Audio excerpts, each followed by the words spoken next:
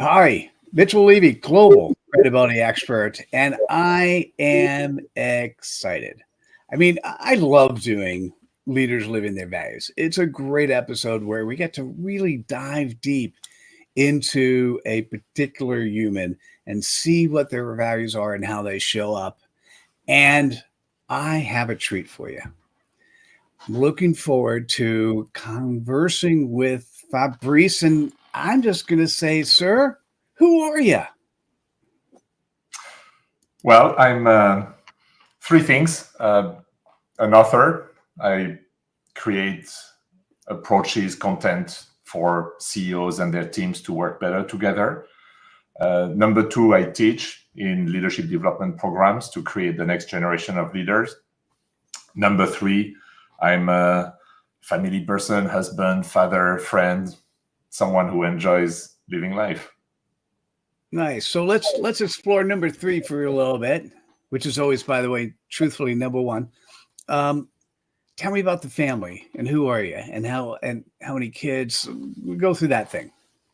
Yeah, married to Shan. She's Singaporean. I'm French, grew up in Paris, but I've lived most of my adult life in Southeast Asia, in Singapore. So Singapore is where I'm talking to you from this morning, and this is home. So my wife is Singaporean. We have a 25-year-old daughter, Celia. She studies psychology. So now you can imagine the interesting dinner conversations that we have, and we have three dogs, three Labradoodles. I'm going to say you are probably often outnumbered at dinner. Well, particularly because the three dogs are female, so I'm the only guy in the house. Exactly. I'm very clear about where I stand on the totem pole, and it's nowhere near the top. So give me an example of a really fascinating conversation that you might have had at the dinner table.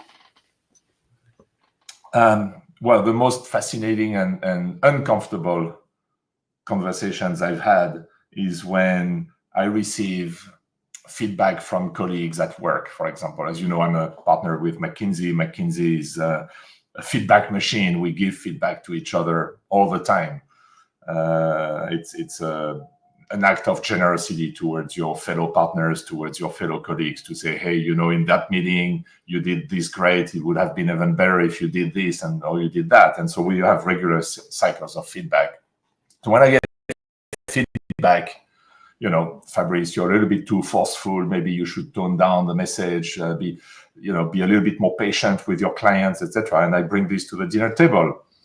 And the two ladies say, we've been telling you that for 15 years. I'm glad that you're listening to your colleagues, but why didn't you listen to us? That's interesting. Yes, the "I told you so." By the way, let me give you something that you could share with them, and something I want to share with you as well. This is so I'm one of the 100 coaches at Marshall Goldsmith's 100 Coaches organization, and one of the practices that he has instituted that I absolutely love is not calling it feedback, but call it feed forward. And feed forward is essentially you have to make a decision. The "I told you so" is not feed forward. The "hey, we've been talking about it and here's what you should focus on," that's feed forward. All right. And so that's interesting. In addition to the "I told you so," were there ideas and thoughts that they had that they said, hey, if you did this or did that, how did that come out? Yeah, and it centers on channeling my energy. I don't know if you are familiar with the Enneagram. It's a personality typing. I'm a type 8, so obviously I'm a bull in a china shop. I know what I want, I go and get it, and occasionally it leaves a few casualties in my wake.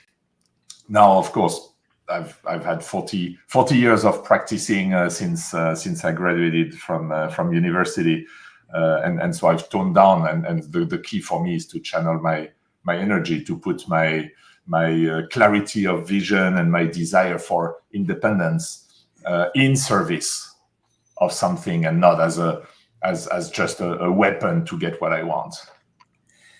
So I'm hearing you. So what I heard is I hadn't heard a good point from your wife or daughter who hadn't made a great point, or other than I told you so. Okay, got that. Yeah. So I understand a bull in the china shop, but when do you go to the other side where you think that there are things you should have said but you didn't because you knew it wasn't the right time, the right place? Well, part of the conversations that we engage with our clients is a dance. It's not. I even though I said I teach at the beginning, and occasionally I stand on stage and I tell people, but that's not my favorite way of delivery. For me, my favorite way of delivery is to be with the people I work with and create an exchange. So one of the hallmark of the work I do, even though I work for a consulting firm, I almost never use PowerPoints, because I'm not here to tell people what to do. I'm here to create a space where they can emerge into finding their own solutions. I start from the principle that my clients, CEOs, senior executives, they can figure it out. They have everything they need. They don't need someone to come and tell them what to do. I think it's a basic mark of respect to give them the credit that they can find their own solutions. But sometimes they're blocked and they need to find their own way. So a lot of what I do, and it's sometimes unbelievable to think I get paid for that, is just to shut up. I speak too much, as you can tell. I'm already speaking too much, but the value add. You're doing great, because I'm asking questions, but you're doing great.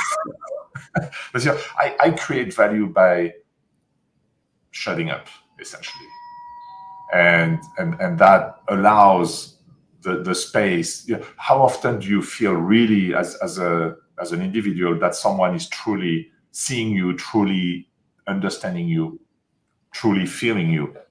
That happens very rarely. And so, back to your questions, constantly, should I speak now, or should I just shut up? And very often the answer is I should shut up. Now, I hear you. I hear the words I should shut up, and certainly ties into an 8 Enneagram. That said, you are telling yourself to shut up so that you can be an active listener.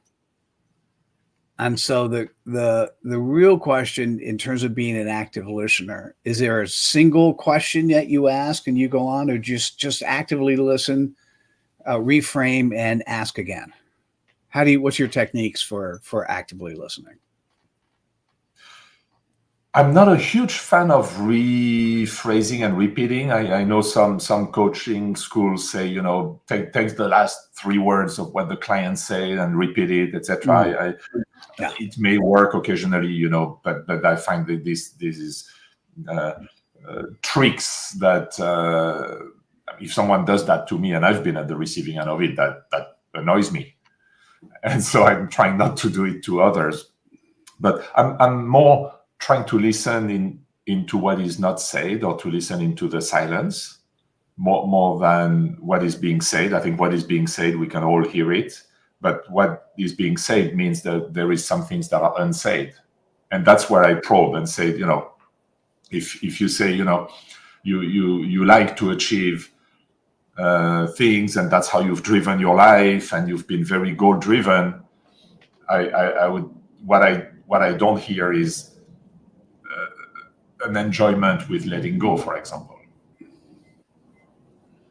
And so I was going to say, we said the same thing. Apparently the word reframe doesn't necessarily mean the same thing in your circles as it does for me. To me, it's to demonstrate that you've actually listened, not by repeating the last 3 words.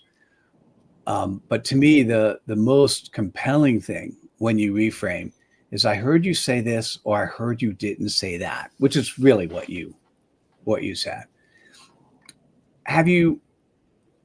It's interesting. Where did you learn that? What happened that gave you that ability? Did you always have it, or is it something you learned as you were moving along in your career? I think I always had it, and to a certain extent, I suspect all of us have it, because we're fundamentally social creatures that thrive through collaboration, and collaboration means we need to hold space for each other so that we can understand each other better and we can collaborate better. It's been somewhat forgotten, and certainly for me, being product of the industrial era and civil engineer by training initially, before I went to study business, having defined success as getting my clients. I was a consultant, for many years, in my 20s and 30s. Getting clients to act on your recommendations. There was a very strong attachment to outcomes, and a very strong attachment to getting people to do what I thought they should be doing for their own good, right? I wasn't self-serving. I don't think I've ever been very self-serving, but I wanted clients to act on what I thought was best for them. And that comes at the price of, a lot of push and a lot of contraction and a lot of, is this going to happen or not? And the realization that actually I would be more effective if I just released my attachment to outcomes and created the conditions for clients to follow their own path, came rather late in life, and certainly in the second half of my life, when I changed careers and went from being a strategy consultant to an executive search person, and then an executive coach. That's when it changed. Having said that, I remember very well when I was a young partner at McKinsey. The firm sent us to trainings, and we were practicing interacting with clients and in a simulated role. And I remember just listening to the person who was playing the role of the client, and doing what we were just discussing right now, asking questions about what was not said, and listening in the space that of between the words. And I got feedback that this was one of the most powerful sessions that the person had witnessed. Now, the reason why I was mostly asking questions is because I had no clue what to do. So it was completely unintentional. I was completely out of my depth. And so I thought, gee, I have absolutely no idea what I should tell this client to do. So I'm just going to continue asking questions and listening. I didn't have any genius behind it, pure incompetence, if you want. But that led to a good outcome, and that, I think, was a realization that this works actually quite well. Are you trying to say that you were better lucky than good? Something like that. Yeah, sometimes that happens. Maybe it was intuition. Maybe. Yeah, there's probably something beneath it. But it's something that takes time. And we mature, and that's why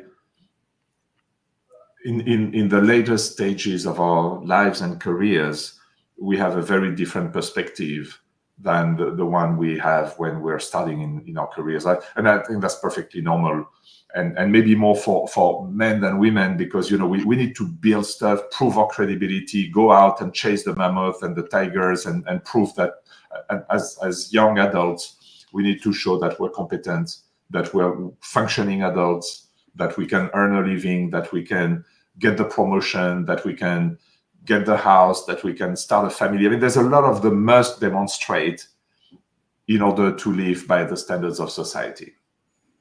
And that's good because, whichever society, whichever era, we've always needed to prove to ourselves that we are competent adults. But once you've done that, the question is, do you continue accumulating more?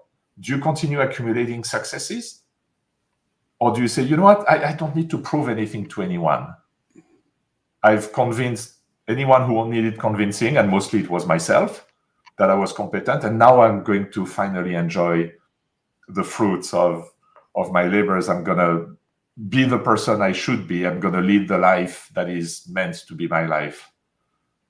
Now, not everybody makes that transition, but for those who make that transition, it usually happens, I don't want to say an age, it could be 40, 45, 50, 35, it depends. But it's kind of this second half. And I think that's where the conversations with clients become really, really fascinating and really inspiring, because we work together to help them uncover what is the life they should be leading and how to come at it with authenticity. And I know that's a theme that resonates with you. It is.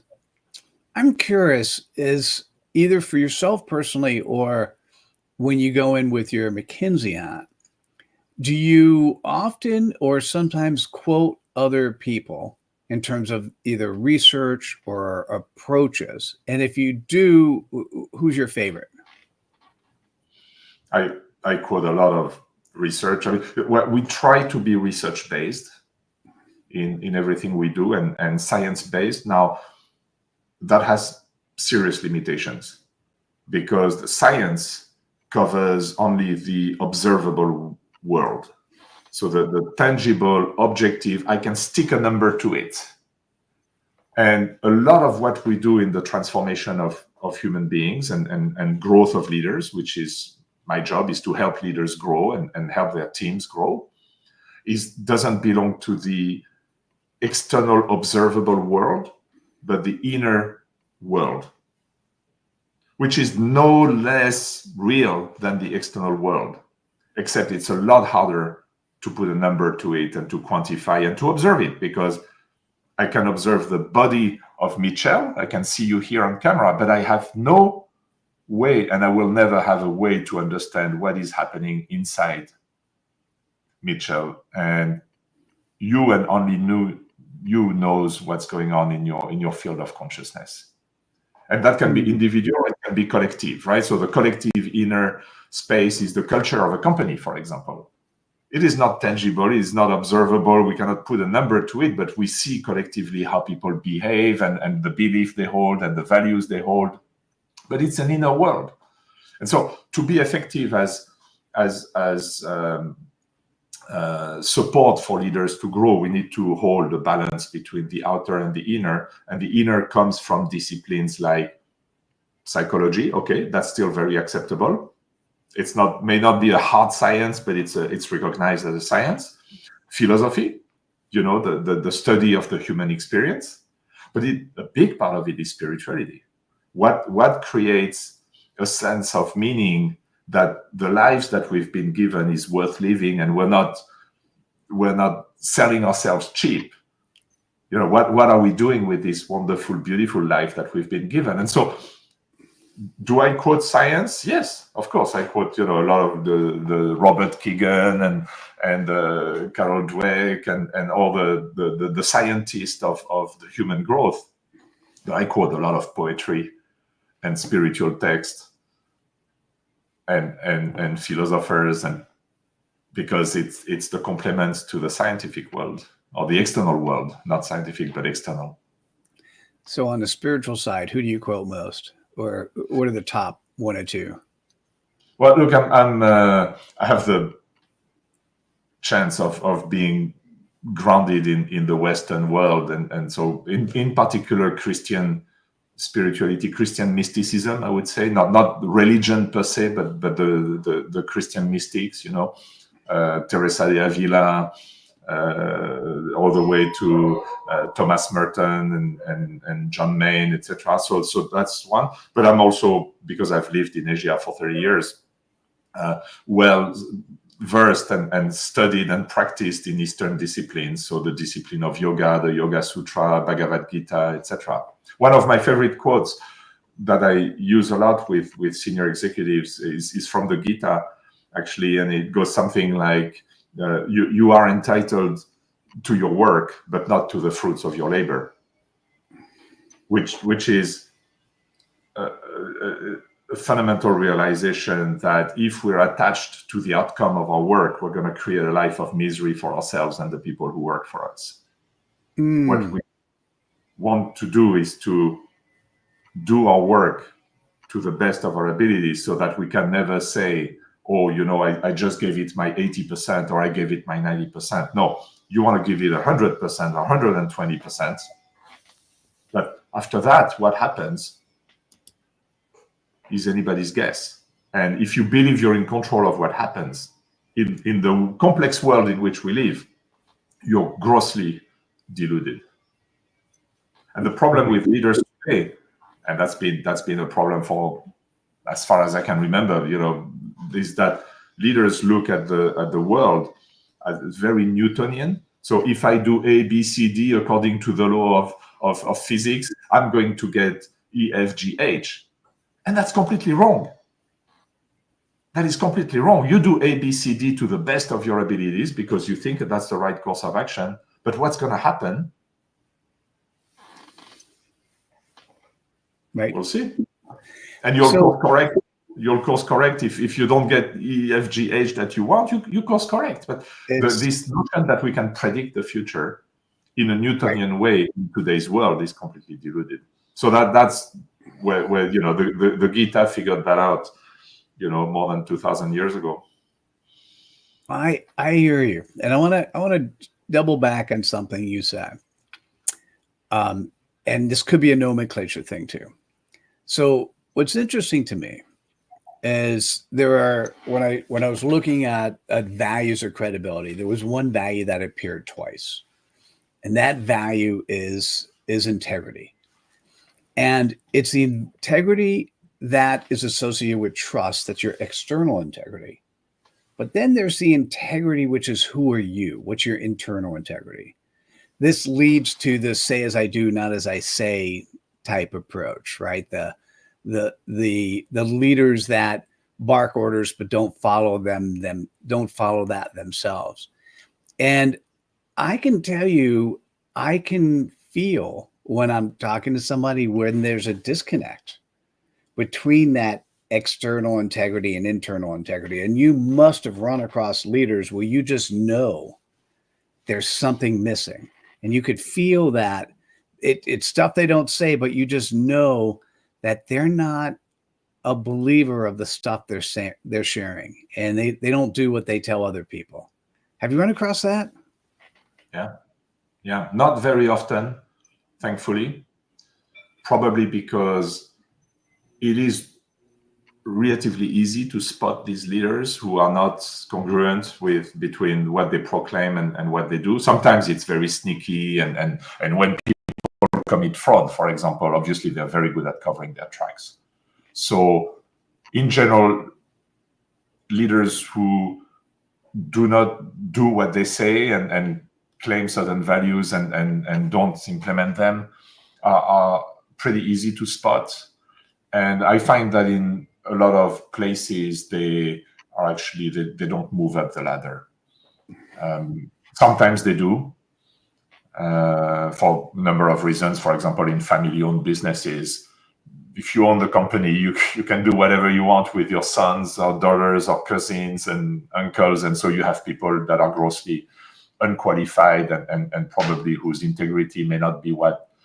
And I'm not saying integrity as, you're a fraudster or you're a crook, but just, you're not incoherent between your what you say and what you do. Now, I think it's an evolving process also. When we're young, the pressure is such that we need to prove, as I said earlier, that we're competent. And so sometimes we justify shortcuts to ourselves. Yeah. As we mature. And so, look, I think we've all had failures of integrity in our lives. I certainly have had many failures of integrity because it's expedient, because it's, we think, it'll sort itself out or nobody will notice, etc. And I think it's as you mature that you realize maybe it's not worth it.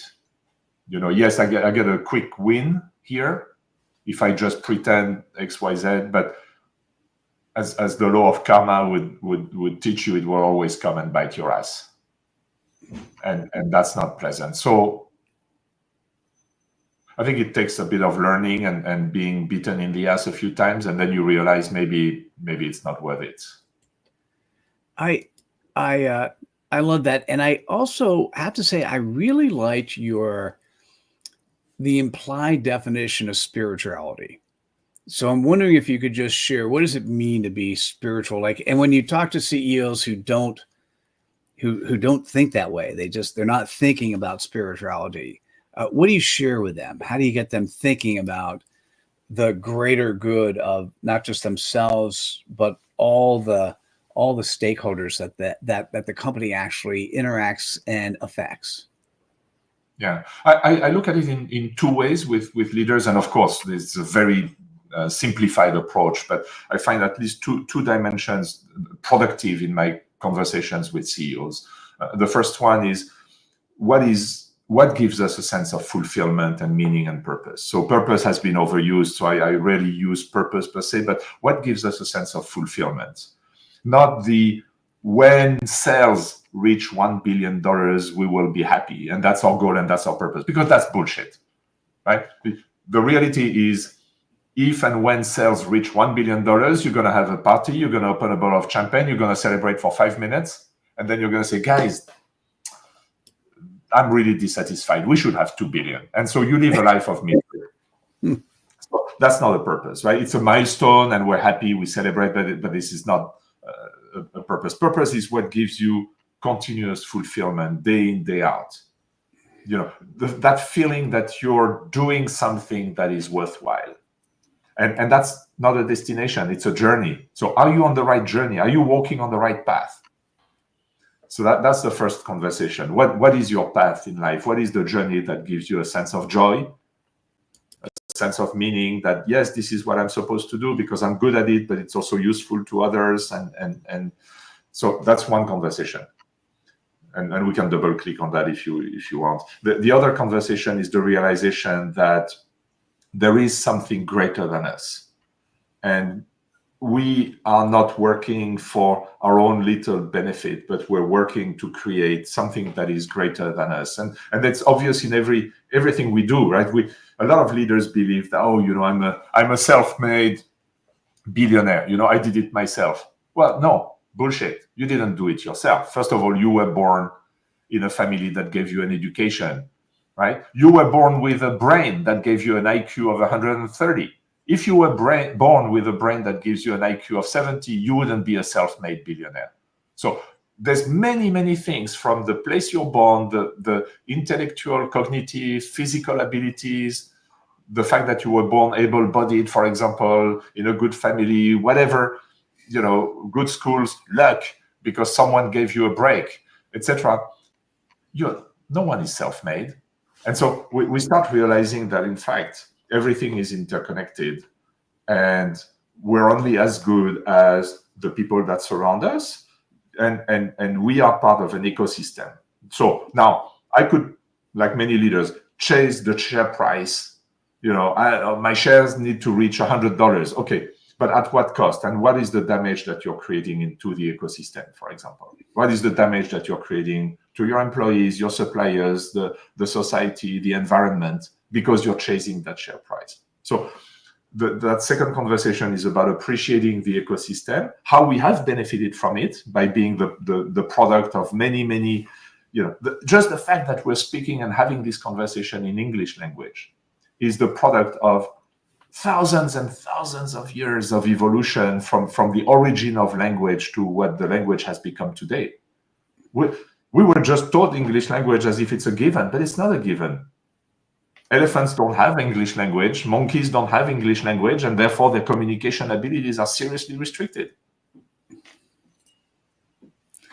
I love this. So I have, for those who are still here watching, listening, I have two questions. The second one is really important, so stick around. And the first question, Fabrice, is if people found this interesting and they wanted to reach out to you, what is the best way for them to do that? Reach out on LinkedIn, follow me on LinkedIn. I'm not posting very, very often. I don't like posting, I'm humbled to have received the award, because if you were so humble, you wouldn't post it in the first place. So all that is, empty calories. So I only post good content on LinkedIn, or at least I try to. So you don't expect something every 3 days from me. But if you want to stay in touch, just follow me on LinkedIn. That's the easiest. Love that. And could you say your last name? I just don't want to butcher it. I couldn't get it right. So. Oh man, I've heard so many versions of it, but probably the easiest is Desmarescaux. Fabrice Desmarescaux. Desmarescaux, yeah. All right. Thank you. Hey, so based on this conversation, what we covered, is there another question that you think I should have asked that I didn't yet, that you get to ask yourself? Well, perhaps one question is there a quick win? If we're trying to make a team more efficient, if we're trying to build more trust, if as a leader I want to build more presence and appear with more trust and appear that I'm truly listening to others, is there a quick win? Is there something I can do that would move the needle and very quickly? That's a great question. Thanks for asking it. Okay, go ahead. And it's a valid question, because a lot of leaders, they're very smart, they're very driven, they have so many qualities. I'm always impressed by the CEOs I work with, because they're such an accomplished group of men and women that, but sometimes they're just too caught in the I need to do this, right? And I'm going to push the team to do that. And then, so quick win is turn off your phone. Don't put your phone on the table. When you have a meeting with your team, no laptops on the table. The technology, with all its miracles of things that it allows, including having this conversation. You're sitting somewhere in California, I'm sitting somewhere in Singapore, and we're having this fantastic conversation. So thank you, technology. But in the C-suite, in the meeting rooms, when you're having dinner with your partner, when you're having a one-on-one feedback conversation with one of your team members, turn off all the device, eliminate the device from the space where we're having the conversations. Very easy to say, very hard to do, but it transforms meetings. It transforms conversation. Just having the phone on the table destroys the quality of a conversation, because this is such a powerful magnet. We know it's there. There's all the information of the entire world within reach. Maybe there's a message. Maybe someone is trying to reach me, so I need to look at it. If the phone goes beep, beep, that's it. I've lost my train of thought. No matter how focused I want it to be on you, if the phone goes beep, beep. So technology, yes, but not when we're trying to create a space, whether it's one-on-one or a team meeting, not when we're trying to create a space for purposeful conversations to emerge. I love that. That is phenomenal. I was wondering what you were going to say. Is there an easy answer? No, but there is. And essentially it's being present. Be present in the moment. Oh, I really appreciate that. Thank you so much for taking the time out, and happy morning to you. But thanks so much for taking the time out and joining me. I really appreciate it. Have a great evening, Michel. It's been a real pleasure. Oh, it's always a pleasure talking to you. And so I'm going to say, for those that are here, you made it to the end. It's now time to spread some cred dust. And that is taking the ideas, thoughts, and actions, even if it's just the last one, the amazing question and answer that Fabrice just asked. Taking the ideas, thoughts, and actions you just heard, sharing them on social, tagging both of us. And Fabrice, thank you. And for everyone else, thanks for showing up. We'll see you at the next episode of Leaders Living Their Values. Take care, everyone. Bye now.